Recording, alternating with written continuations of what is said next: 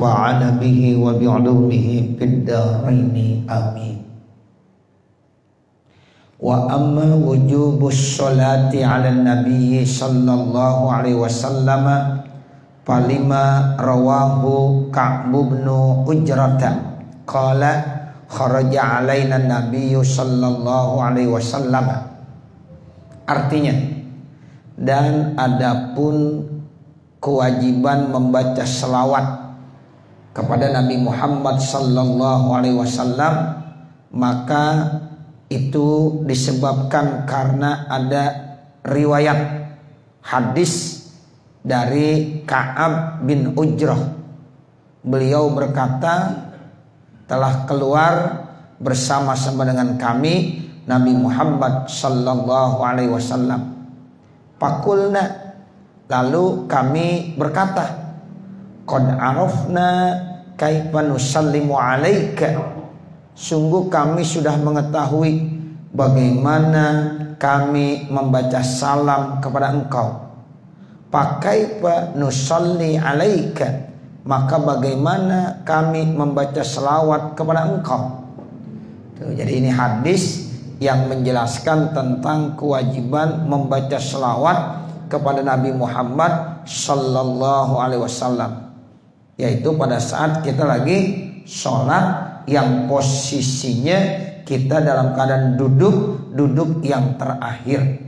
Bersamaan di situ kita membaca tasyahud, habis membaca tasyahud lalu kita membaca sholawat. Ya, jadi membaca selawat di dalam sholat hukumnya wajib berdasarkan hadis ini. Ya, jadi kalau ada orang sholat tidak membaca selawat, itu tidak sah sholatnya. Jadi begitu mulianya redaksi baca selawat, sehingga Allahumma sholli ala sayyidina Muhammad wa ala ali sayyidina Muhammad itu mesti diucapkan setiap kita melaksanakan sholat. Jadi kalau ada orang sholat nggak baca selawat tidak sah. Kenapa? Karena membaca selawat termasuk ruknun min arkanis sholat, termasuk rukun daripada rukun-rukun sholat. Jadi dalam hadis ini dibilang kami kalau salam udah tahu, udah paham. Ya, assalamu alayka ya Rasulullah, itu salam. Ya, tapi kalau membaca selawat kami belum tahu. Makanya sahabat dalam hadis ini bertanya, bagaimana cara kami membaca selawat kepada engkau ya Rasulullah? Faqala, maka Nabi jawab, kulu, ucapkanlah Allahumma sholli ala Muhammad wa ala ali Muhammad. Tuh yang diajarkan sama Nabi begitu. Allahumma sholli ala Muhammad wa ala ali Muhammad. Enggak pakai sayyidina, enggak. Allahumma sholli ala Muhammad wa ala ali Muhammad. Nah, itu yang diajarkan sama Nabi. Cuma kita ya melalui para masyayikh, para ulama-ulama di dalam beberapa kitabnya mengajarkan wala ba'sa ziyadatu sayyidina. Begitu. Di dalam kitab Bujairim itu ya saya baca begitu redaksinya, dan tidak apa-apa kita nambahin mengucapkan sayyidina pada saat lagi baca selawat. Allahumma sholli ala sayyidina Muhammad wa ala ali sayyidina Muhammad. Yang baca Allahumma sholli ala Muhammad boleh enggak? Boleh. Memang Nabi ngajarinya begitu. Wa ala ali Muhammad. Yang baca sayyidina boleh enggak? Boleh. Emang kenapa? Alasannya ta'adduban, sebagai bentuk kita ya berakhlak, ya punya etika gitu. Jadi kita ya sama Muhammad jangan ngomong Muhammad aja, kayaknya enggak bagus, kurang etika. Makanya kita baca Allahumma sholli ala sayyidina Muhammad wa ala ali sayyidina Muhammad. Itu aja alasannya, enggak macam-macam alasannya. Ya, jadi alasannya lit ta'addub atau ta'adduban. Nah, begitu. Jadi nanti akhlak itu memang perlu. Walaupun Nabi nggak pernah nyuruh ucapkan pakai sayyidina, ya nggak mungkin Nabi memerintahkan. Nabi orangnya tawadu, ya nggak mau diagung-agungkan, tapi kita sebagai umatnya punya etika, punya adab, sehingga ya kita boleh aja baca Allahumma sholli ala sayyidina Muhammad. Bahkan itu lebih bagus. Ya kita kalau dipanggil sama anak-anak, nama kita aja, apalagi sama anak kita, nama kita siapa, Amir, dipanggil aja Mir sini Mir. Kira-kira bagaimana? Ya kurang etika. Tapi kalau dipanggil Pak Amir, nah itu etikanya lebih bagus. Nah begitu tuh gambarannya begitu. Ya jadi nggak perlu dipersoalkan. Ya jadi jangan dibilang kalau yang baca Sayyidina bid'ah. Ya jadi jangan begitu. Tetap ini ajaran ulama-ulama yang mengajarkan etika ta'addub. Ya jadi ini silahkan kita baca Allahumma sholli ala Sayyidina Muhammad wa ala ali Sayyidina Muhammad. Tapi kalau redaksi ini hadis apa adanya. Ya jadi Nabi ngajarin kalau kamu mau baca selawat, baca nih Allahumma sholli ala Muhammad wa ala ali Muhammad ila akhirih, sampai akhirnya begitu. Rawahu Syaikhani, hadis ini diriwayatkan oleh Imam Bukhari dan Imam Muslim. Wa fi riwayatin, di dalam riwayat yang lain, kaifa nusalli alaika, bagaimana kami membaca selawat kepada engkau ya Rasulullah, iza shallaina, apabila kami sholat, alaika, kepada engkau, fi sholatin, dalam sholat kami. Kalau kami lagi sholat, bagaimana cara kami membaca selawat kepada engkau ya Rasulullah? Itu dalam hadis lain begitu. Faqala, maka Nabi menjawab, kulu, katakanlah ila akhirih, sama katakanlah Allahumma sholli ala Muhammad wa ala ali Muhammad. Rawahu Daraqutni, hadis ini diriwayatkan oleh Imam Ad-Daraqutni. Wa qala isnaduhu hasanun muttasilun, dan Imam Daraqutni berkata isnadnya hasan dan muttasil. Wa Ibnu Hibban, dan menurut Imam Ibnu Hibban fi sahihi, dalam sahihnya Imam Ibnu Hibban. Wal Hakim, dan Imam Hakim fi Mustadriki, dalam kitab Mustadraknya Imam Hakim. Wa qala, dan beliau berkata, Imam Hakim berkata, innahu, sesungguhnya hadis tersebut ala syarti muslimin, riwayatnya Imam Muslim. Jadi ini hadis Bapak Saudara diriwayatkan oleh Imam Muslim. Wa fi riwayatin, di dalam riwayat yang lain, iza shalla ahadukum, apabila salah seorang kamu salat, falyabda bitahmidi rabbih, maka hendaklah ia mulai memuji Tuhannya, wasana alaihi, dan memuji atasnya, summa yusalli ala nabi sallallahu alaihi wasallam, kemudian dia membaca selawat kepada Nabi Muhammad sallallahu alaihi wasallam. Muji itu at-tahiyat, at-tahiyatul mubarakatus salawatut thayyibatu lillah, itu memuji itu namanya. Ya sampai asyhadu alla ilaha illallah wa asyhadu anna muhammadar rasulullah. Nah baru summa yusalli Allahumma sholli ala Sayyidina Muhammad wa ala ali Sayyidina Muhammad. Rawahu Tirmizi, diriwayatkan hadis ini oleh Imam Tirmizi. Wa qala, dan Imam Tirmizi berkata hasanun sahihun, hadis ini adalah predikatnya hasan sahih. Wa qala al-Hakimu, dan telah berkata Imam Hakim, huwa, hadis tersebut ala syarti syaikhaini, riwayat daripada Imam Bukhari dan Imam Muslim. Wa qad amarallahu ta'ala bisyarati alaihi, dan sungguh Allah telah memerintahkannya untuk membaca selawat kepada Nabi. Wa ajma'na, dan kami sudah sepakat ijma' ala annaha, bahwasanya selawat la tajibu, tidak wajib apa selawat, kharijas sholati, aipi kharijis sholat itu. Jadi la tajibu kharijas sholati, tidak wajib sholat selawat kharijas sholati fi kharijis sholat, di luar sholat. Jadi kami para ulama semuanya ya bersepakat bahwa membaca selawat itu di luar sholat hukumnya tidak wajib. Tapi kalau di dalam sholat hukumnya apa? Wajib. Kita kalau sholat nggak baca selawat kagak sah Bapak Saudara. Ya, jadi bagaimana hukum membaca selawat? Ya, hukum membaca selawat hukumnya wajib di dalam sholat dan tidak wajib kalau di luar sholat. Sebab nanti ada perbedaan pendapat ya terkait tentang membaca selawat kharijas sholat.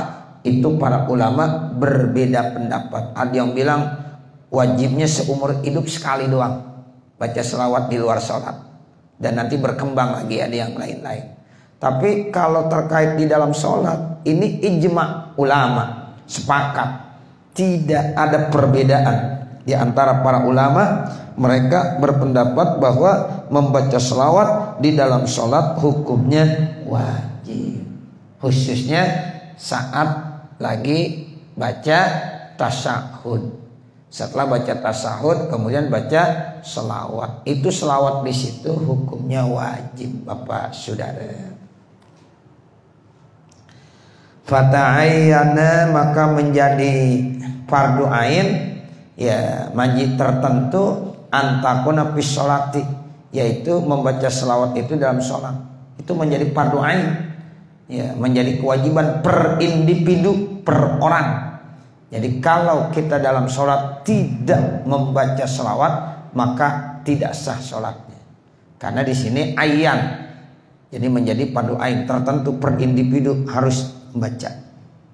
Itu di dalam sholat namanya. Kadza qarrarahu ba'duhum. Demikianlah sebagian mereka para ulama sudah bertakrir seperti itu, menetapkan keputusannya seperti itu. Qultu, aku berkata, fi dakwal ijma'i, di dalam dakwanya ijma' nazarun, ada beberapa pandangan. Fafil mas'alati aqwalun, dan di dalam masalah ini ada beberapa pendapat. Minhum, di antara mereka, man aujabaha fil umri marratan. Ada ulama yang punya pendapat wajib membaca selawat di luar sholat seumur hidup 1 kali. Ya, jadi kita di dalam umur kita jangan sampai nggak pernah baca selawat di luar sholat. Seumur hidup minimal sekali baca. Sebab ada ayat innallaha wa malaikatahu yusholluna 'alan nabi ya ayyuhalladzina amanu shallu 'alaihi wa sallimu taslima. Ini pendapat yang paling ringan. Seumur hidup kita suruh baca selawat sekali, itu yang paling ringan. Ya. Tapi di luar sholat, kalau di dalam sholat wajib pada saat lagi duduk, ya duduk apa? Duduk yang terakhir. Wa minhum, dan di antara mereka para ulama man aujabaha, ada lagi yang mewajibkan membaca selawat fi kulli majlisin, di setiap majlis marrotan 1 kali. Ini contohnya nih Pak, kita nih. Ini kita lagi duduk di satu majlis. Makanya kalau kita duduk di satu majlis mesti baca selawat. Sebab ada pendapat ulama yang mewajibkan. Ya, pokoknya kalau kita duduk di satu majlis minimal sekali baca Allahumma salli ala Sayyidina Muhammad wa ala ali Sayyidina Muhammad. Itu selawat yang paling singkat lah. Kalau selawat-selawat yang lain silakan ganti, gak apa-apa. Allahumma salli ala Sayyidina Muhammadin tibbil qulubi wa dawaiha, dan seterusnya. Boleh. Ya, Allahumma salli salatan kamilah wa sallim salaman tamman ala Sayyidina Muhammadin lazitan halubil uqad, dan seterusnya. Silahkan. Yang penting setiap kali kita duduk di dalam majlis wajib baca 1 kali. Kalau seandainya kita di majlis tidak membaca selawat, maka majlis kita diumpamakan seperti jipah. Dalam hadis saya baca begitu. Ya, seperti bangkai. Ya, jadi kalau kita nih duduk begini nih Bang, kemudian kita tidak membaca selawat, seperti majlis kita ini seperti bangkai. Tuh begitu. Ya, makanya harus baca selawat. Rata-rata orang pasti baca selawat. Ngobrol nih, kita ngobrol rame, tetap baca selawat juga. Ada satu yang baca selawat.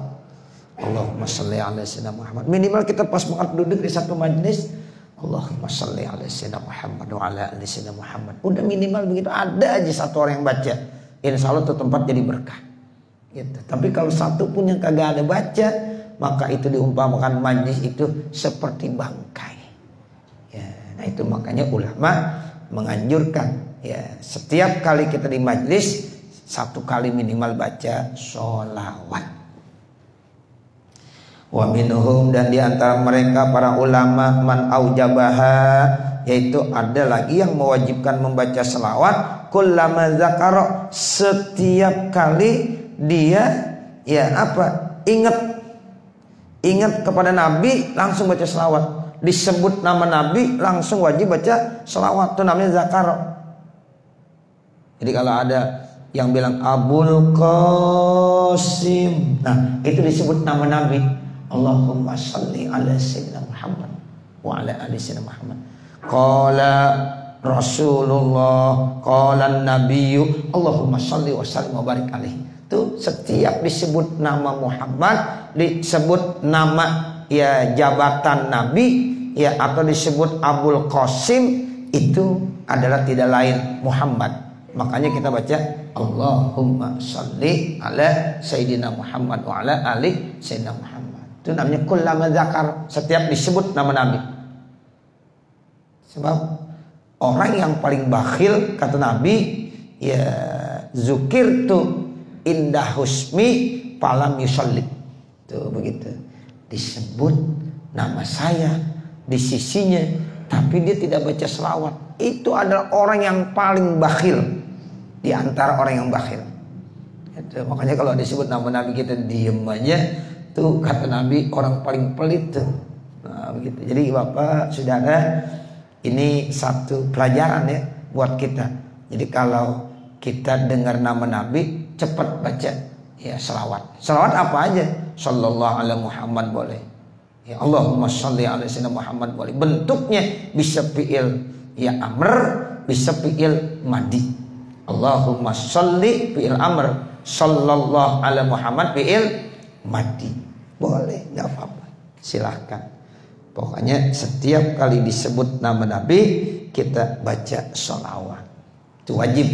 Ya, pendapat ulama ada yang bilang begitu. Wahtarahul Halimi, dan pendapat ini dipilih oleh Imam Halimi.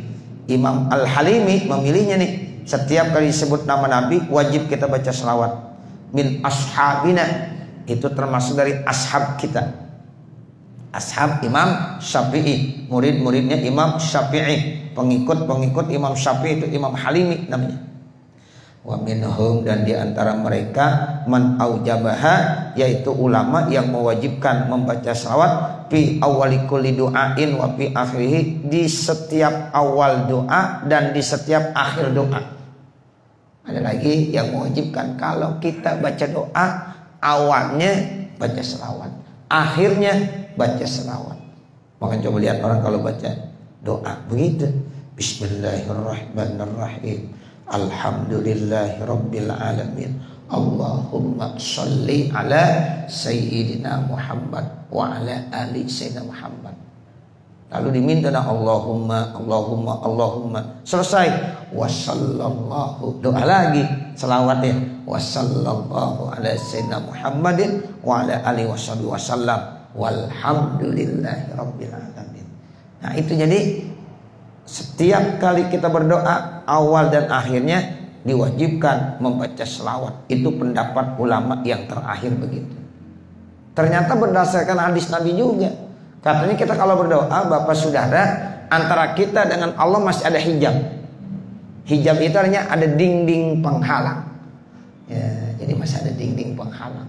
Nah ketika kita baca selawat, dinding penghalangnya akan diangkat sehingga langsung nyambung. Online itu kalau belum baca selawat masih error ya begitu. Tapi kalau udah baca selawat langsung nyambung ya, baru kita minta sama Allah. Begitu pentingnya membaca selawat. Bahkan Nabi Adam itu minta ampun pada saat Nabi Adam habis melakukan kesalahan, itu pun dengan nama Nabi Muhammad. Seandainya tidak diiringi dengan Nabi Muhammad, maka Allah tidak akan mengampunkan dosanya Nabi Adam. Tuh sampai begitu, istimewa berarti.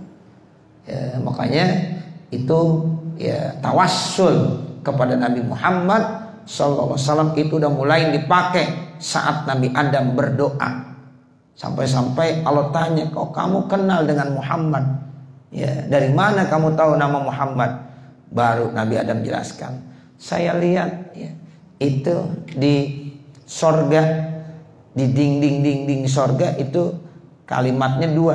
Ada la ilaha illallah, yang pertama ada Muhammadur Rasulullah. Tuh, ada dua kalimat yang istimewa, satu Allah, satu Muhammad. Nah, ini kata Nabi Adam, enggak mungkin ini Muhammad bukan makhluk yang istimewa. Ya enggak mungkin. Kenapa? Karena nama engkau yang mulia, Allah Jalaluh, itu selalu disandingkan dengan Muhammad Rasulullah. Berarti ini Muhammad enggak sembarangan, ini istimewa. Nah, makanya saya ya bertobat dengan ya tawassul kepada Nabi Muhammad sallallahu alaihi wasallam. Begitu ya. Nah, ini wabi akhir wallahu a'lam. Jadi begitulah pendapat-pendapatnya para ulama terkait tentang kewajiban membaca selawat baik di dalam sholat maupun di luar sholat. Wa qawlu syaikhi, dan bermula perkataan tuan guru, wassalatu ala nabi sallallahu alaihi wasallam, bermula membaca selawat kepada Nabi Muhammad sallallahu alaihi wasallam, itu yu'khazu minhu, dapat diambil ya annas salata alal ali, sesungguhnya membaca salat kepada keluarga la tajibu, tidak wajib, wa huwa, dan itu hukumnya tidak wajib, kadzalika sama seperti itu, balis sahihu, akan tetapi yang sahih, al masyhuru, yang masyhur, annaha sunnatun, bahwasanya mengucapkan selawat kepada keluarga hukumnya sunnah.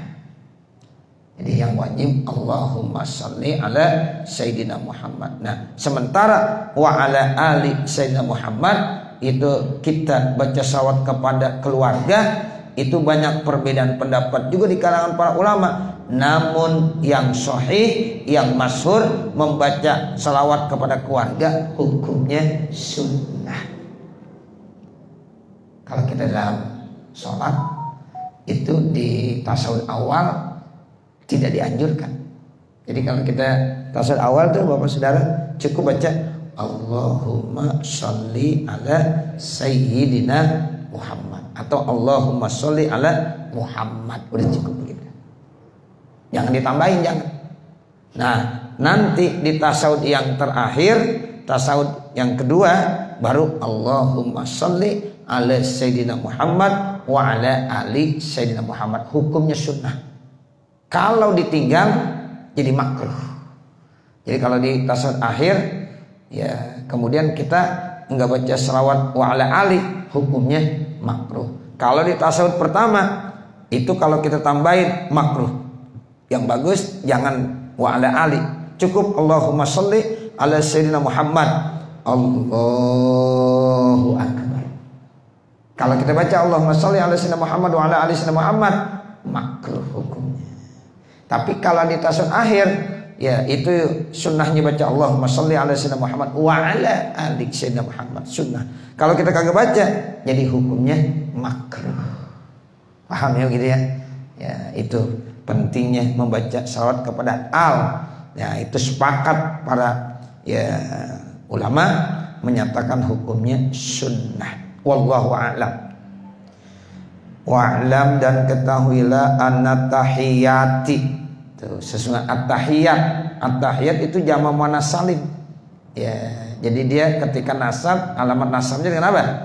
Dengan kasrah. Ya, jamak muannats salim rofa'nya dengan dhamma, nasabnya dengan kasrah, jarnya dengan kasrah. Begitu. Jadi ketahuilah bahwasanya lafaz at-tahiyat, tahiyat itu jamu tahiyah, bentuk jamak daripada tahiyat. Tahiyat mufrad, tahiyat jamak.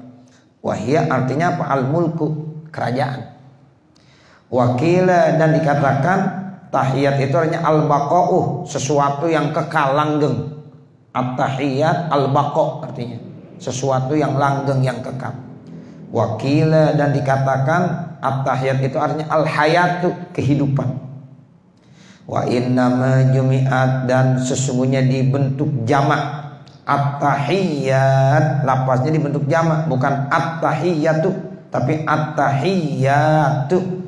Li'anna mulukal ardi, karena raja-raja yang ada di bumi, kana kullu wahidin minhum, yang adalah satu daripada mereka, yuhayyihi ashabuhu, itu semuanya dihormatin sama ashabnya, apalagi rakyatnya. Semua rakyat akan benar-benar menghormati rajanya.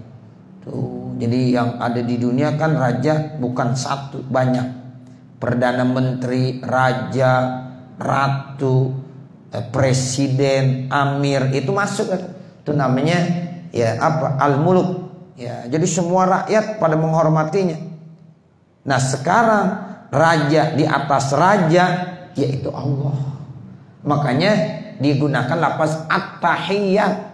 Jadi penghormatan yang paling agung yang dinisbahkan kepada raja itu adalah Allah Subhanahu wa ta'ala. Sehingga raja-raja yang ada di dunia, termasuk presiden-presiden ya yang ada di dunia ini, semuanya harus juga sama memberikan penghormatan kepada Allah Subhanahu wa ta'ala dengan ucapan at-tahiyyatu lillah. Tuh, begitu. Apalagi bisa diperpanjang, at-tahiyyatul mubarakatus sholawatut thayyibatu lillah. Kan kemarin kita bahas tuh bahwa lafaz at-tahiyyat cukup boleh at-tahiyyatu lillah, langsung singkat ya. Tapi kalau mau diperpanjang, at-tahiyyatul mubarakatus sholawatut thayyibatu lillah. Jadi penghormatan itu milik Allah. Setiap kali kita memberikan penghormatan buat manusia, itu pada dasarnya nanti kembalinya kepada Allah. Sebab manusia itu ciptaan Allah Subhanahu wa ta'ala.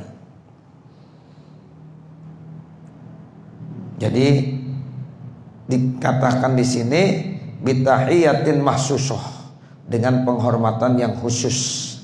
Pakila, maka dikatakan jami'u tahiyatihim lillah, semua penghormatan-penghormatan yang ada pada mereka itu kembalinya milik Allah Subhanahu wa ta'ala. Wa huwal mustahiqu lidzalika haqiqatan, itulah yang berhak ya penghormatan itu secara hakikat. Jadi secara hakikat ya penghormatan itu hanya dinisbahkan kepada Allah. Sama juga alhamdulillah, pujian itu milik Allah. Semua pujian milik Allah. Saat kita memuji orang, saat kita memuji apa saja yang kita lihat, sebenarnya itu muji Allah. Ada orang cantik, kita bilang alhamdulillah cantik benar nih orang, itu berarti kita muji Allah.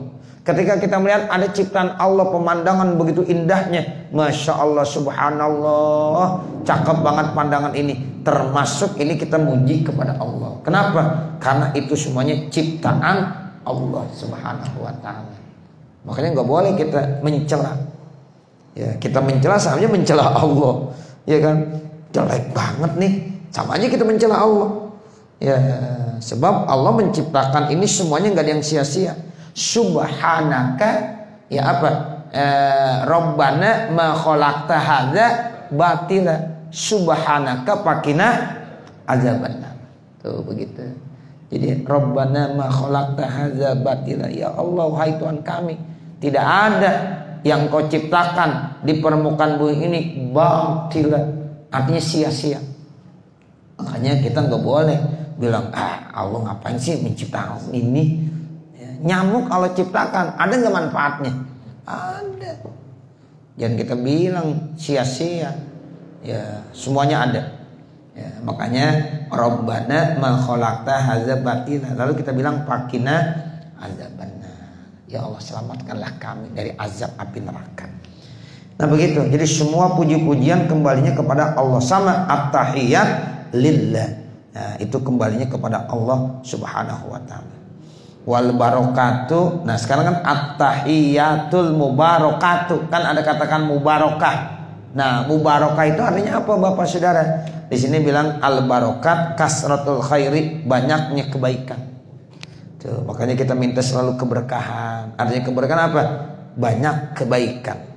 Tuh, supaya hidup kita berkah. Artinya hidup kita penuh dengan kebaikan-kebaikan. Kalau kita ketemu sama guru-guru kita punya anak, kita minta doain guru, tolong doakan anak saya supaya berkah. Nah, itu namanya supaya anak kita hidupnya penuh dengan nilai-nilai kebaikan-kebaikan. Itu berkah.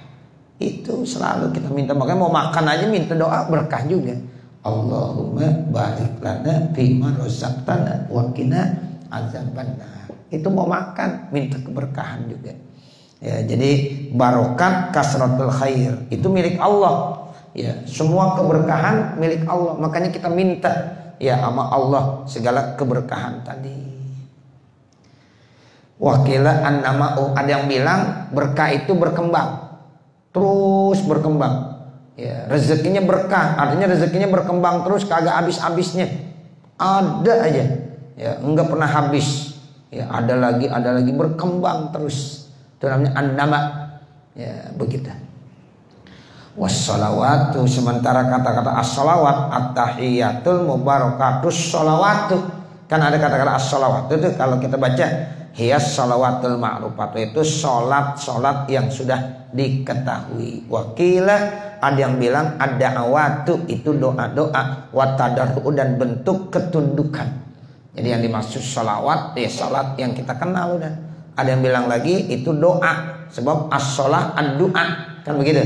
Ya, yang disebut dengan salat ya doa. Ma huwas shalah, as-salatu lughatan ad-du'a. Ya, sholat menurut bahasa itu doa. Makanya Bapak sudah ada. Kenapa kita kalau habis sholat assalamualaikum warahmatullah, assalamualaikum warahmatullah, kita usap ke kita, karena kita habis doa gitu. Kita kalau berdoa selesai doa ya mengusap ya, mengusap ya, wassallallahu ala sayyidina Muhammad wa ala alihi wasallam walhamdulillahirabbil alamin. Kita habis sholat assalamualaikum warahmatullah, assalamualaikum warahmatullah, kita usap. Itu karena kita habis berdoa. Sebab makna sholat maknanya adalah doa. Itu begitu. Kenapa kita istighfar? Ya, astagfirullahaladzim. Karena ya kita masih khawatir sholat kita belum khusyuk, sholat kita belum sampai tingkat kekhusyuan, mungkin masih banyak kurangnya.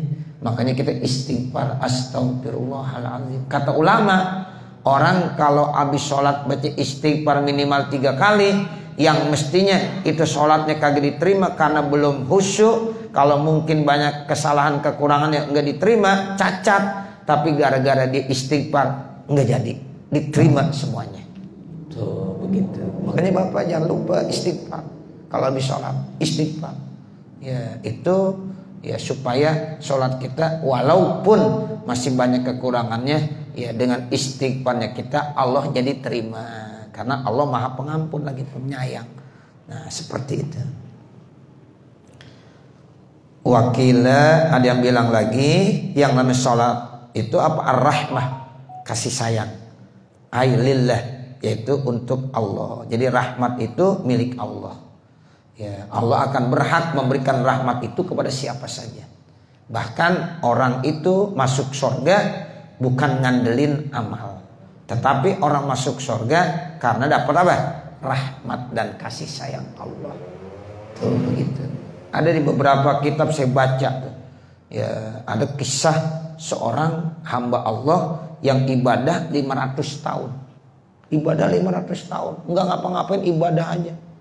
Ternyata pas mau dia meninggal dunia, kata Allah, silahkan hambaku masuk ke dalam surga dengan sebab rahmat dan kasih sayangku.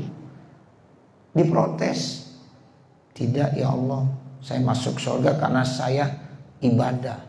Dengan sebab amal saya selama 500 tahun saya kagak ngapa-ngapain. Ya, palingan tidur sebentar, makan sebentar, udah. Lainnya ibadah aja. Tapi tetap kata Allah, saya masukkan kamu ke dalam surga dengan sebab rahmat dan kasih sayang saya. Ternyata benar. Protes dia dibuktikan sama Allah. Sekarang kalau kamu kagak percaya, ayo kita main hitung-hitungan. Kamu ibadah 500 tahun, saya kasih nikmat mata, jangan dua-duanya, satu aja mata saya kasih. Ukur, timbang. Satu mata yang kamu gunakan 500 tahun dengan ibadah kamu 500 tahun. Ternyata belum bisa membalas rasa syukur kamu udah dikasih mata sama Allah. Sementara kita dikasih nikmat bukan mata doang. Begitu banyak nikmat yang Allah berikan. Tuh baru dibilang, ya iya ya Allah. Sebab kalau nggak bilang iya, dia otomatis dimasukkan ke neraka. Karena termasuk hamba yang kufur nikmat. Begitu. Akhirnya dia ngakuin. Bahkan dalam hadis Nabi bilang begitu. Saya pun masuk surga, kata Nabi, bukan karena ibadah saya, bukan karena amalan saya, tapi saya masuk surga karena rahmat Allah Subhanahu wa ta'ala. Begitu. Tapi apakah amal jadi kagak penting? Ya tetap penting. Jangan kita menyimpulkan salah. Oh kalau begitu kita nggak perlu beramal lah, kita nunggu rahmat aja gitu lagi. Jadi salah akhirnya. Karena rahmat dan kasih sayang Allah biasanya akan diturunkan kepada hamba-hambanya yang rajin ibadah gitu. Ya kalau kita maksiat terus bagaimana rahmat mau dikasih sama kita? Rahmat itu biasa identik dengan apa? Dengan kita rajin ibadah, amal soleh. Tapi kita jangan ngandelin amal. Ya, sebab orang kalau ngandelin amal nanti sombong gitu. Tapi tetap orang itu masuk surga dengan sebab rahmat dan kasih sayang Allah. Itu maknanya ar-rahmah lillah al-mutafaddilu, yang itu merupakan anugerah ya biha dengan rahmat yang Allah berikan. Jadi orang kalau dikasih rahmat itu berarti dikasih anugerah yang sangat besar oleh Allah. Kemudian at-thayyibat, at-tahiyatul mubarakatus shalawatut thayyibat, ail kalimatut thayyibat, kalimat-kalimat yang baik. Ya, itu kalimat yang baik namanya at-thayyibat. Ya, subhanallah walhamdulillah wala ilaha illallah wallahu akbar. Itu kalimat thayyibah milik Allah semuanya. Far'un, ini satu cabang dari masalah man arafat tasyahhuda wassalata 'alan nabi. Siapa-siapa yang kenal tahu tasyahud dan salawat atas Nabi Muhammad SAW bil arabiyati dengan bahasa Arab, la yajuzu lahu ayyadila ila tarjamatiha, maka tidak boleh bagi orang tadi untuk mengganti, untuk diterjemahkannya. Jadi kalau dia bisa baca at-tahiyatul mubarakatus shalawatut thayyibatulillah itu dengan menggunakan bahasa Arab, maka tidak boleh diganti apalagi diterjemah dengan bahasa yang lain. Takbiratul ihrami hukumnya sama dengan takbiratul ihram. Allahu akbar enggak boleh diterjemah. Ya, selama bisa Allahu akbar enggak boleh diterjemah dengan bahasa apapun. Sama at-tahiyat selama bisa dan dia tahu ya bahasa Arab diterjemah ke dalam bahasa yang lain itu tidak dibolehkan. Fa'in ajaza, tapi kalau memang dia lemah, dia nggak bisa mengucapkannya, tarjamaha, maka boleh dia menterjemah. Ya, jadi boleh diterjemah ya lafaz at-tahiyat sampai selesai. Ya, wallahu a'lam, dan Allah yang lebih mengetahui. Nah nanti baru qala wat taslimatul ula. Mudah-mudahan apa yang kita baca ada manfaatnya. Amin ya rabbal alamin. Wa sallallahu ala sayyidina Muhammadin wa ala alihi wa sahbihi wa sallam walhamdulillahi rabbil alamin. Al-Fatihah. A'udzu billahi minasyaitonir rajim. Bismillahirrahmanirrahim. Alhamdulillahi rabbil alamin arrahmanir rahim maliki yaumiddin. Iyyaka na'budu wa iyyaka nasta'in. Ihdinas siratal mustaqim siratal ladzina an'amta 'alaihim ghairil maghdubi 'alaihim waladdallin. Rabbi ighfirli wa liwalidayya amin. Bismillahirrahmanirrahim. Alhamdulillahi rabbil alamin. Hamdan yuwaffi ni'amahu wa yukafi mazidah. Ya Rabbana lakal hamdu wa lakas syukru kama yanbaghi li jalali wajhikal karim wa li 'azimi sultanik. Subhanaka la nuhsi thana'an 'alaika kama asnaita 'ala nafsik wa lakal hamdu hatta tarda. Allahumma shalli 'ala sayyidina Muhammad wa 'ala ali sayyidina Muhammad. Ya Allah, ya Allah, ya Rahman, ya Rahim, irhamna ya Allah wa innaka khairur rahimin. warzuqna ya Allah fa innaka khairur raziqin wahdina wafiqna ila siratikal mustaqim. Rabbana atina fid dunya hasanah wa fil akhirati hasanah wa qina adzabannar. Wa sallallahu alaihi wasallam Muhammadin wa ala alihi wa sahbihi wasallam walhamdulillahi rabbil alamin. Wassalamualaikum warahmatullahi wabarakatuh.